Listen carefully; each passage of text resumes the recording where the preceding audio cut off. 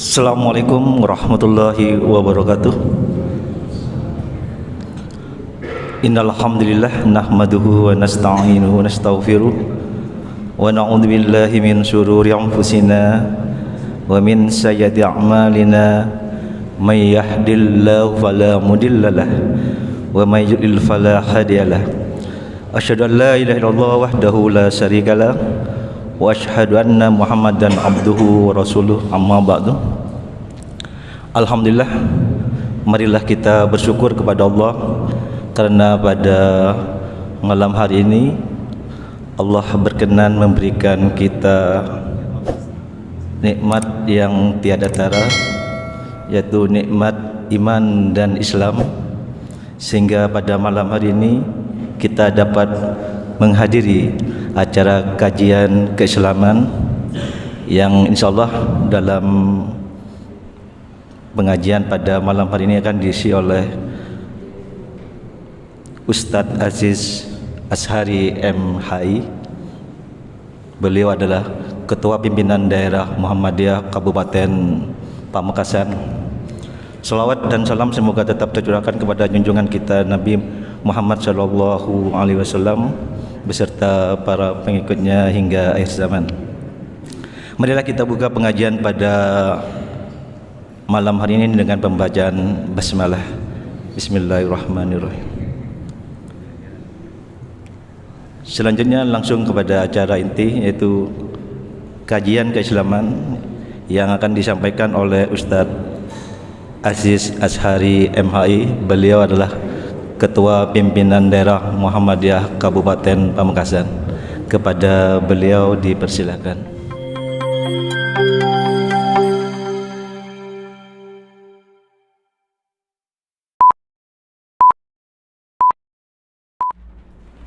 Bismillahirrahmanirrahim. Assalamualaikum warahmatullahi wabarakatuh. Alhamdulillahi rabbil alamin, wassalatu wassalamu ala nabiyina al-karim, nabiyina Muhammadin sallallahu alaihi wasallam wa ala alihi wa sahbihi ajma'in. Qala Allah ta'ala fil Qur'anil Karim, a'udzu billahi minasy syaithanir rajim. Ya ayyuhalladzina amanu taqullaha haqqa tuqatih wa la tamutunna illa wa antum muslimun. Para hadirin jamaah salat maghrib rahimakumullah yang kami muliakan, takmir masjid dan seluruh para jemaah yang hadir pada malam ini, mudah-mudahan perjumpaan malam ini oleh Allah Subhanahu wa taala dinilai sebagai ibadah, yaitu silaturahim, dan tentu juga sebagai sarana untuk memperkuat ketakwaan kita kepada Allah Subhanahu wa taala, di mana yang kita jalani malam ini yang pertama adalah iktikaf di dalam masjid ini. Kita menunggu datangnya salat Isya sambil kemudian kita bertadzakkur, yaitu kita mengingat-ingat kebesaran Allah Subhanahu wa taala, bertadabbur. Oleh karena itu mudah-mudahan seluruh aktivitas hari ini dinilai sebagai ibadah oleh Allah Subhanahu wa taala.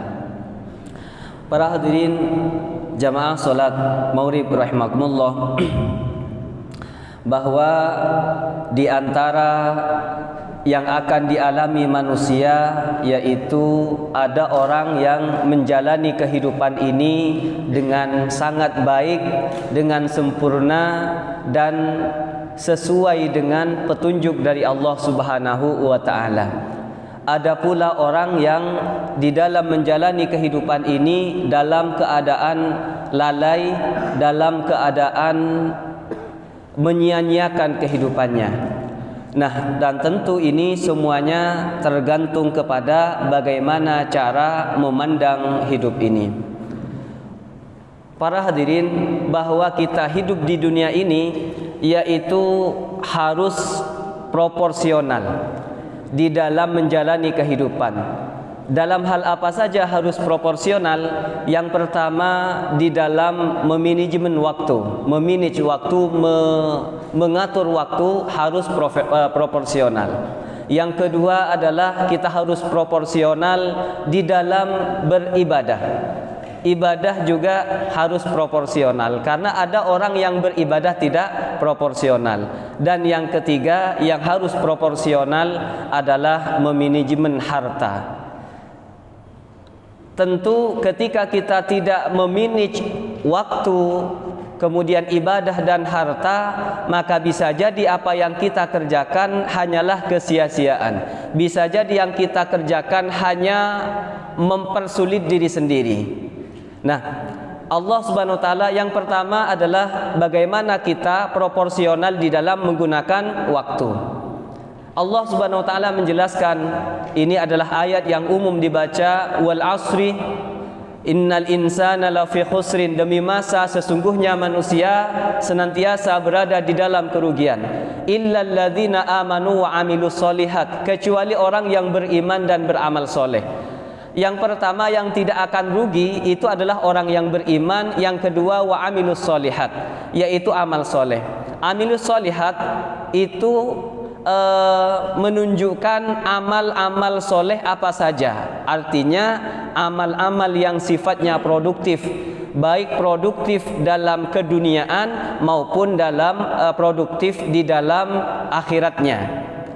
Kenapa keduniaan perlu produktif? Karena biasanya orang yang produktif dia beriman lalu dunianya produktif, biasanya dunia itu juga akan bermanfaat untuk akhiratnya. Makanya wa amilus solihat, dia adalah orang yang tidak rugi, wa tawasau bil haq wa tawasau bis sabr. Dan juga orang yang nasihat menasehati supaya kita tetap berada di jalur kebenaran, di jalur kebaikan, dan juga saling mewasiat dan mewasiati supaya bersabar di dalam menjalankan ketaatan kepada Allah Subhanahu wa taala. Maka orang yang diberikan waktu oleh Allah lalu waktunya tidak produktif, maka orang itu akan mengalami kerugian. Sederhana saja, ada orang yang hanya digunakan waktunya untuk tiduran satu malam, satu hari duduk-duduk ke warung kopi umpamanya, tidak produktif. Maka apa yang terjadi? Dia tidak akan mendapatkan apa-apa. Dia hanya menghabiskan waktu secara percuma. Maka sampai-sampai dalam rangka manusia ini supaya seimbang kehidupannya, Allah Subhanahu wa taala menyinggung.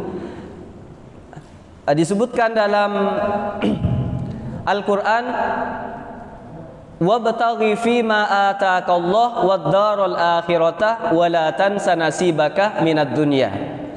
Wabtaghi fima ataakallah, dan hendaklah kalian mencari ma ataakallah, yaitu apa yang Allah berikan, ad-darul akhirah, yaitu berupa kebahagiaan akhirat. Wala tansa nasibaka minad dunya, akan tetapi jangan sampai lupa kehidupanmu di dunia. Artinya apa? Kata Allah, boleh di antara kita itu menghabiskan waktu untuk beribadah. Tetapi jangan lupa, waktu itu jangan hanya digunakan untuk ibadah saja, tetapi sebagian waktu digunakan untuk kegiatan keduniaan. Makanya diberikan contoh di dalam Al-Quran surah Al-Jumu'ah, fa idza qudiyatis shalah fantashiru fil ardi wabtaghu min fadlillah. Apabila salat sudah ditunaikan, maka bertebaranlah kalian di muka bumi, kemudian dalam rangka mencari karunia Allah Subhanahu wa taala. Wadhkurullaha katsiran la'allakum tuflihun, dan ingatlah Allah sebanyak-banyaknya agar kalian beruntung. Konteksnya bagaimana? Umpamanya ada sebuah hadis yang menjelaskan bahwa kalau orang sholat berjemaah lalu kemudian iktikaf sampai pagi hari, sampai waktu matahari terbit, maka dia akan mendapatkan pahala umroh.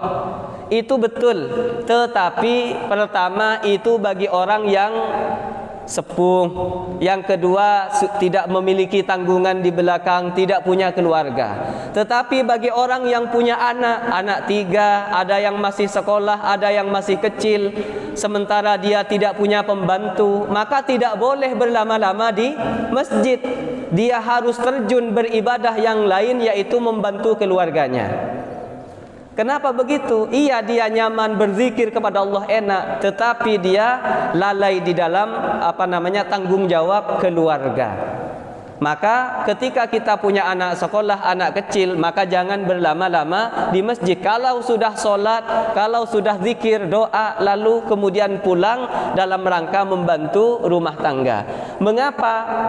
Orang yang beribadah umpamanya dari zikir sampai matahari terbenam itu sunnah, tetapi membantu keluarga, menyayangi keluarga itu adalah wajib. Karena apa? Karena keluarga itu diamanatkan.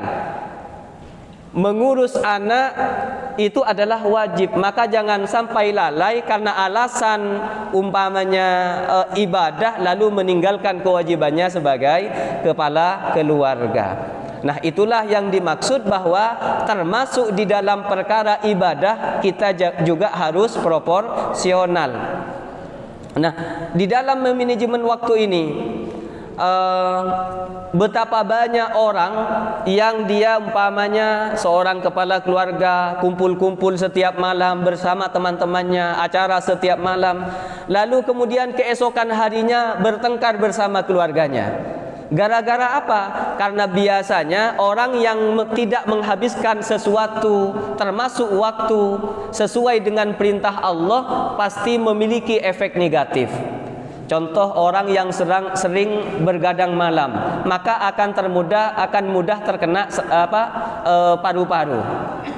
Secara sosial, ketika dia banyak menghabiskan waktunya di malam hari tidak berkumpul bersama keluarga, maka keesokan harinya menjadi tidak semangat di dalam bekerja.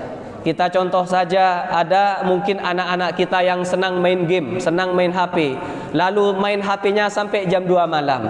Kemungkinan waktu subuhnya, waktu pagi harinya tidak akan produktif sebagaimana orang yang tidur setelah Isya langsung tidur, bangun jam 3 malam, sholat tahajud dilanjutkan dengan sholat subuh.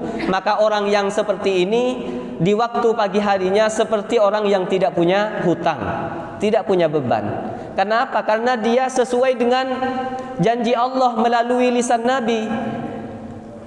Man shalla subhah bil jamaah fahuwa fi dhimmatillah. Orang yang sholat subuh dengan berjamaah maka dia akan berada di dalam perlindungan Allah Subhanahu wa taala. Tetapi bagi orang yang menghabiskan waktu, kemudian dia tidak sempat untuk sholat subuh berjamaah, maka dalam sehariannya dia tidak dilindungi oleh Allah. Maka biasanya orang yang tidak senang sholat tahajud, tidak senang sholat subuh, hidupnya akan kacau. Hidupnya akan kacau. Meskipun terlihat kaya, tetapi tetap kehidupannya akan kacau. Kenapa? Karena dia tidak dibimbing oleh Allah Subhanahu wa taala. Tetapi ada orang yang dia sholat berjemaahnya jalan, sholat malamnya jalan, subuhnya berjemaah, maka kehidupannya tenang. Padahal miskin, padahal tidak begitu kaya dan semacamnya. Nah, itulah yang dimaksud dengan keberkahan waktu. Ketika waktu itu digunakan secara produktif karena iman kepada Allah Subhanahu wa taala, maka akan berdampak positif kepada orangnya, kepada dirinya. Kemudian yang kedua, kita harus proporsional di dalam perkara yaitu ibadah. Kenapa harus proporsional ibadah? Karena memang banyak orang yang tidak proporsional di dalam perkara ibadah. Di zaman Nabi itu pernah terjadi sebuah kisah. Suatu saat ada 3 orang datang kepada Aisyah. Lalu dia bertanya kepada Aisyah, "Wahai Ummul Mukminin, apa amalan Nabi?" Lalu dijelaskan solatnya begini, terhadap amalannya begini. Lalu kemudian orang itu berkata, padahal Nabi itu sudah diampuni dosanya, tetapi ibadahnya sangat luar biasa. Maka qala ahaduhum amma ana fa usalliyal laila abadan. Adapun aku, kata anak muda tadi, aku akan salat malam sepanjang waktu. Aku akan selalu salat malam. Wa qala al-akhar, yang lain berkata, wa asumud dahra abadan wala aftiru. Aku akan berpuasa selamanya dan aku tidak akan berbuka. Kemudian orang yang lain yang waqala al-akhar yang lain berkata wa ana a'tazilun nisaa fala atazawwaju abadan. Kemudian yang lain berkata, aku tidak akan menikah. Aku tidak akan menikahi perempuan selamanya. Artinya akan menghabiskan waktunya untuk beribadah. Faja'a Rasulullah sallallahu alaihi wasallam, setelah dia pulang mendengar kabar dari Aisyah tentang 3 pemuda tadi, maka Rasulullah mendatangi 3 pemuda tadi. Maka dia berkata, faqal antumul ladzina qultum kadza wa kadza, kamu yang berkata begini dan begini. Ama wallah, kata Nabi, demi Allah, la ahsyakum wallahi inni la ahsyakum lillahi wa atqakum lahu. Aku lebih takut kepada Allah dan lebih lebih bertakwa daripada kalian. Lakin asum wa aftir, tapi aku berpuasa dan berbuka, wa usolli wa arqad, kemudian aku solat dan aku istirahat, wa atazawwajun nisa, dan aku menikahi perempuan. Faman raghiba an sunnati falaysa minni, barang siapa yang tidak mengikuti sunnahku maka bukan golonganku. Hadis ini memberikan gambaran bahwa di dalam persoalan ibadah kita harus proporsional. Di rumah, saya orang Pegantenan, di Pegantenan ada orang yang berzikir 1 malaman, la ilaha illallah, zikirnya bagus. Ada yang membaca Quran, umpamanya membaca surah-surah tertentu, bagus. Ketika 1 semalaman dia berzikir sampai pukul 2, sampai pukul 3, maka apa yang terjadi? Biasanya solat malamnya tidak bisa dilaksanakan karena belum tidur. Kemudian solat subuhnya kalau dia berjemaah, maka siang harinya kemudian menjadi orang yang malas, lesoh, sengkah. Kenapa? Karena dia sudah menghabiskan malamnya dengan cara yang tidak sesuai dengan sunnah. Maka apa akibatnya? Ada orang diberikan amalan, datang minta amalan supaya kaya, diberikan amalan ini lalu diamalkan sepanjang malam, tahu-taunya tidak kaya. Mengapa? Karena waktu paginya tidak bisa bekerja dengan maksimal karena kecapean sudah semalaman berzikir. Maka beribadah itu harus efektif. Bagaimana ibadah yang efektif? Ibadah yang sesuai sunnah. Biasanya ibadah yang sesuai sunnah tidak memberatkan. Contoh di dalam persoalan menikah. Menikah itu ibadah. Bahkan Nabi menyampaikan, aulim walau bisyatin, kalau kamu nikah maka sembelihlah walaupun seekor kambing. Kata orang Madura, buatlah sate, undang tetangga dan sate. Itu. Lalu oleh orang rumah, orang Pegantenan dirubah. Ketika ada pernikahan 2 kali 24 jam, waktunya bebas. Yang kedua, orang yang menikah yang dulu itu diundang pakai kertas atau pakai undangan lisan, sekarang beda, diundang pakai rokok, surya dan semacamnya. Artinya harus hadir. Nah, ketika dia sekarang orang datang ke pernikahan harus bawa oleh-oleh. Beda pese mun parlo itu les beras sekian, gula sekian, pese sekian. Ini sudah tidak sesuai sunnah. Karena ada hadis kalau kita punya acara pernikahan tidak boleh mengundang hanya orang kaya, tetapi yang diundang harus diundang orang miskin. Karena pernikahan itu ghanimah, istilahnya parloh istilahnya. Mestinya adalah berbangga-bangga, bersenang-senang karena adanya pernikahan tadi. Tetapi kenyataannya hari ini pernikahan itu menjadi bisnis.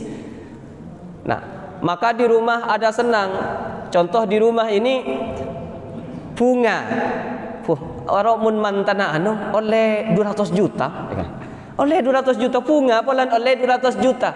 Dia tidak bicara berapa biaya yang dikeluarkan selama 2 hari. Yang kedua, dia tidak diingat bahwa kadang-kadang orang yang bayar pernikahan itu sampai mati, tangga kita lunas. Andi pembelian ke A, pembelian ke B. Ampun mun beni pegawai setelah tidak musim maketih tanah, maketih emas dan semacamnya. Mengapa bisa terjadi ruwet, aban tibi menjadi ruwet? Karena tidak mengikuti sunnah. Mestinya kalau dia punya 1 kambing, sembelih 1 kambing, undang orang yang cukup saja, seekor kambing. Sekarang enggak, diundang selebar-lebarnya, bahkan diletakkan di gedung, bayar gedungnya mahal, pakai ini, pakai catering, dan bahkan ada yang kalau di belakang itu itu sampai 25 juta. Jadi uang yang seperti itu hanya dibuat untuk pajangan saja. Bayangkan kalau diberikan ke saya punya santri, semuanya kuliah gratis dibiayai. Nah, setiap masing-masing santri satu semester mungkin menghabiskan 6 juta. Betapa banyak orang yang dibantu dengan cara yang seperti itu. Nah, maka kadang-kadang di dalam beribadah itu kita tidak proporsional. Makanya ada orang yang di zaman Nabi mau baca Quran setiap hari, tidak boleh. Maksimal membaca Quran, menghatamkan Quran dalam 1 bulan itu 3 kali. Kenapa begitu? Karena bisa jadi orang hanya membaca ayat-ayatnya saja, dia tidak ada proses untuk mentadabburi. Afala yatadabbaruna al-Quran am qulubin aqfaluha. Apakah mereka tidak mentadabburi isi Al-Quran atau hatinya telah mati? Orang yang baca Quran saja tanpa ada proses dan keinginan untuk mentadabburi isinya, oleh Allah disebut apakah hatinya telah mati. Mengapa? Karena Al-Quran ini adalah pedoman hidup, hudan lil muttaqin, petunjuk bagi orang yang ingin bertakwa. Ada orang yang sejak lahir sampai meninggal dunia tidak pernah tahu isinya Al-Quran apa itu. Maka nanti ketika ditanya, ma imamuk, apa imamu? Al-Quran imami, Al-Quran adalah imamku, katanya. Padahal dia yang dimaksud imam ju'ilal imam liyutamma. Artinya imam itu adanya untuk diikuti. Kalau kita tidak jelas, tidak tahu isinya, bagaimana cara mengikutinya? Nah, maka kita sebagai seorang muslim harus sangat upgrade, yaitu harus memahami Al-Quran dengan isinya. Jadi kalau di Pamekasan, di masjid-masjid di Pamekasan ada program seperti ini. Saya baca wal asrih, diikuti wal asrih innal insana lafi husrin, sesungguhnya manusia senantiasa berada di dalam kerugian. Jadi dibaca 1 halaman, diikuti oleh jamaah, kemudian dijelaskan artinya secara singkat. Di Pamekasan ada yang kajian tafsir khusus. Ini tujuannya apa? Karena di daerah kami itu orang yang sepuh-sepuh dulu, karena tidak di pesantren, karena sekolahnya di umum, banyak yang sepuh-sepuh tidak begitu fasih di dalam membaca Al-Quran. Sehingga diajak membaca Quran bersama-sama dengan cara ditalaki, dibimbing, dengan cara dibimbing. Sehingga orang yang tidak tahu bacaan Quran, bacaan pendek, panjang pendeknya, dia menjadi tahu bacaan panjang pendeknya. Paling tidak pernah baca seumur hidupnya seperti itu. Kemudian sudah berjalan 2 tahun, para jemaah mengatakan, pola anu ke Ustaz, oba mangken ketina bacaan model lingkaran. Dalam model lingkaran makle semodel derusan deki mun salah tegur. Ternyata apa posepona banyak tahun ngaji di Madinah mangken berikutnya, pertemuan berikutnya pas ada sing ngaji sama sekali. Poran laku salah iku. Maka caranya bagaimana supaya aman? Dibuat model talaki. Dibaca umpamanya surah Al-Fatihah, dibaca sampai selesai, satu persatu diikuti, gantian antara yang membaca dengan yang dibuat seperti itu untuk memfasilitasi kaum sepuh yang tidak sempat membaca Al-Quran, yang tidak begitu fasih di dalam membaca Al-Quran. Yang kedua, mentadabburi isi Al-Quran. Makanya kalau kita lihat kadang-kadang ada orang yang sholatnya sangat cepat, kemudian setelah sholat dia berdoa yang sangat panjang. Kenapa orang sholat dia berdoa sangat panjang? Karena dia tidak tahu ketika sholat dia sedang berdoa. Rabbighfirli warhamni wajburni warfa'ni warzuqni, itu kan doa isinya. Kemudian baca doa lagi.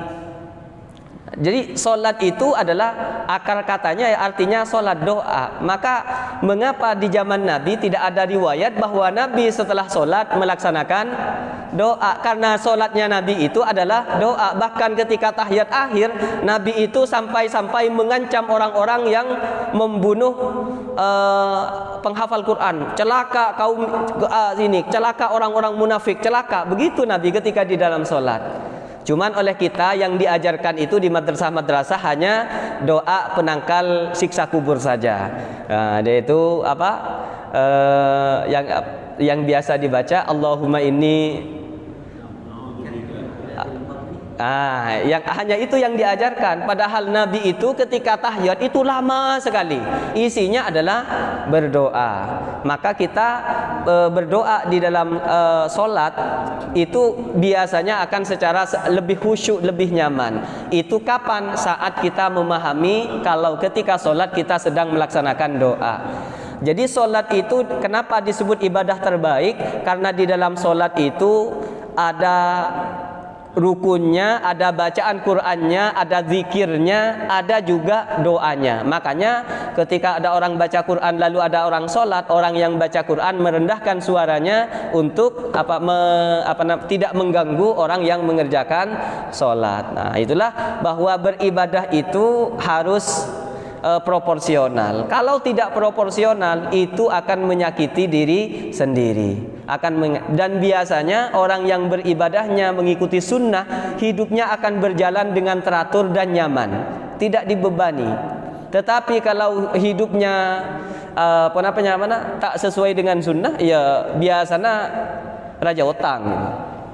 Ada contoh lucu dan ini terjadi di masyarakat. Macam di gula entar umroh, ibu di pah orang datang ke tetangga entar ngaji. Adu aki orang semangkat ka umroh.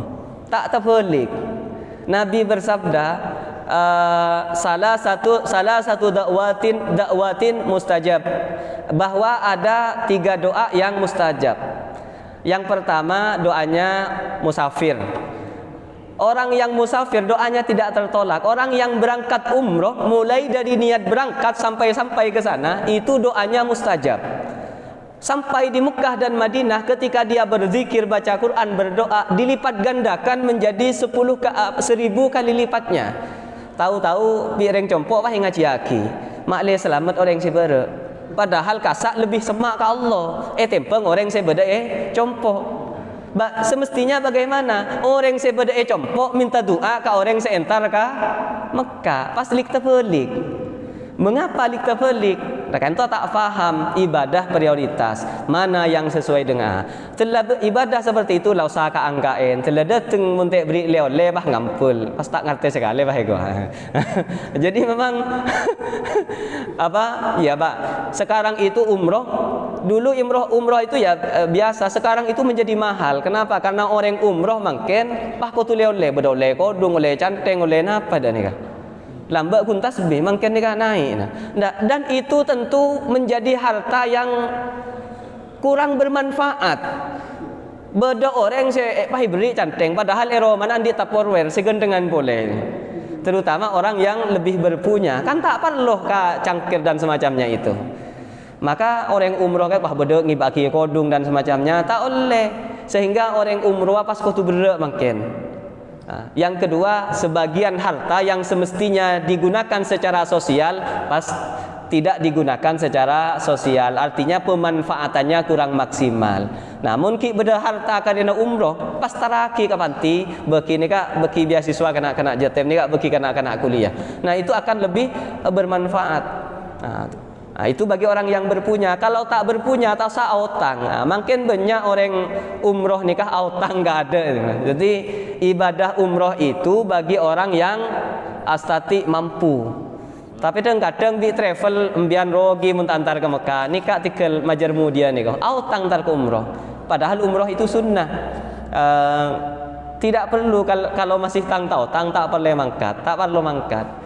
Sama dengan pernikahan, menikah itu ibadah. Tapi mun eparloen sambil tang maka orang kele berlebihan. Maka ini ada hubungannya dengan harta, penggunaan harta. Kata Nabi, kalau orang diberikan harta, Nabi bersabda, "Kul washrab walbas wa tasaddaq fi ghairi saraf." Kalau kalian diberikan harta, makanlah,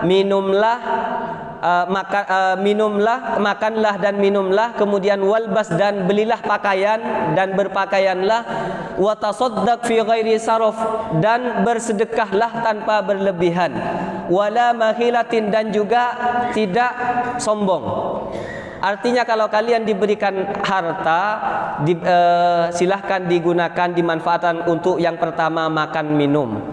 Artinya kalau kita diberikan harta, karena harta itu karena makan dan minum ibadah, maka yang harus didahulukan pertama adalah kebutuhan makan dan minum. Yang kedua kebutuhan keluarga. Harus prioritas, tidak boleh diberikan harta lalu separuhnya sementara keluarga masih kekurangan diinfakkan, itu tidak boleh. Yang prioritas dulu adalah keluarga. Yang kedua, apa prioritasnya? Makan, minum. Setelah itu wa tasaddaq bi ghairi saraf, sedekahkan tanpa melampaui batas. Doki mun amantan pah ngabki tang tautang kasa bersedekah niatah tapi melampaui batas, termasuk parlo-parlo selain saya ngocak sedekah sampai tang tautang kasa bagian dari bersedekah tetapi melampaui batas. Karena orang mukmin itu ketika dititipkan oleh Allah, yang pertama digunakan untuk beribadah, yang kedua selebihnya digunakan untuk syarat yang sesuai dengan syariah. Apa yang sesuai dengan syariah? Yang pertama membayar zakat, yang kedua itu adalah haji, kemudian infak. Nah, itu kalau diberikan harta oleh Allah, maka mestinya kita harus bercita-cita untuk berinfak atau bayar zakat. Tapi kadang-kadang ketika diberikan harta ikebai jor-joran. Mau dicompok nih kak, bedah di daerah di barat itu, mun andi anak lahir nih kak, pas bedah istilahnya tooton, bedah parlona nih kak. Orang yang sibuk nyabuk epo kompol kaki pas aremo. Jadi nih kak, hutang yang jangka panjang. Sama dengan bedah daerah Mekasen, bedah tradisi mun umruah kula ni ka hentar ka sambian asalaman 500.000 dateng tetanggena asalaman 500.000. Kulaku mun sambian mangkat deh gula ko tu dateng asalaman 500 ben 200 ko tu lebihin boleh. Apa sebab itu bagian imbal baliknya. Nah, tradisi seperti itu yaitu adalah tradisi yang tidak sehat. Engki mun di selanjengah, mun tau di selanjengah, maka akan menjadi beban kana potona. Betapa banyak orang yang melaksanakan tradisi seperti itu, tanahnya dijual, rumahnya dijual. Karena apa? Karena dia bersedekah bi ghairi saraf, tetapi dia berlebihan. Maka kita boleh memanfaatkan harta tetapi sesuai dengan kemampuan kita. Mun andi 1.000 yang disedekahkan itu maksimalnya 10%. Artinya 10.000 pak keluar. Karena itu bagian dari komitmen keimanan. Jangan dilihat nilainya yang 10.000, yang dilihat itu adalah komitmen keimanan ketika mengeluarkan karena Allah Subhanahu wa ta'ala. Jadi di dalam Islam juga dilarang menggunakan harta dengan cara yang boros. Dan itu biasanya ketika ada ibadah yang menggunakan harta secara berlebihan, maka akan melahirkan budaya baru di masyarakat. Di antaranya masyarakat itu tak gelem maju. Kesehatan norok BPJS umpamanya, kalau pendidikan itu biasanya pendidikannya masih belum maju dan semacamnya, karena masyarakat bertahan dengan situasi lebih mengutamakan budaya. Maka boleh budaya itu terlaksana tetapi tidak menyalahi syariat, bahkan tidak memperberat dirinya. Wala tulqu biaidikum ilat tahlukah. Kata Allah, kalau kalian punya harta jangan ditahan. Kalau ditahan saja itu akan melahirkan bencana kepada dirinya. Termasuk juga berlebihan, jor-joran itu juga akan melahirkan bencana kepada dirinya. Makanya Allah mengkisahkan tentang Nabi Isa itu, wala taghlu fi dinikum, dan janganlah kalian ghulu, berlebihan di dalam beragama kalian. Jadi umatnya Nabi Isa ini berlebihan. Kalau kenapa disebut dengan berlebihan? Dibuat simbol-simbolnya, lalu simbol-simbol itu kemudian dikultuskan. Maka itu tidak boleh. Termasuk kita ini warga Islam dilarang juga berlebihan di dalam beribadah, di dalam berlebihan, termasuk di dalam menghormati orang dilarang berlebihan. Maka kita berusaha menjalani hidup ini secara seimbang. Mengapa begitu? Karena inilah yang diinginkan Islam itu. Islam itu memberikan jalan kemudahan kepada umatnya, tidak memberikan mudarat. Kalau melaksanakan sholat kemudian boleh dikosor, boleh dijamak dan kosor, dipotong dua dan dikumpulkan, ini bagian dari keringanan. Itu sholat, apalagi yang lain. Termasuk juga di dalam perkara-perkara ibadah. Maka kita harus ajarkan kepada para jemaah apa ibadah yang sesuai dengan sunnah, apa yang tidak sesuai dengan sunnah. Apa ibadah yang membawa manfaat, ada ibadah apa yang tidak membawa manfaat.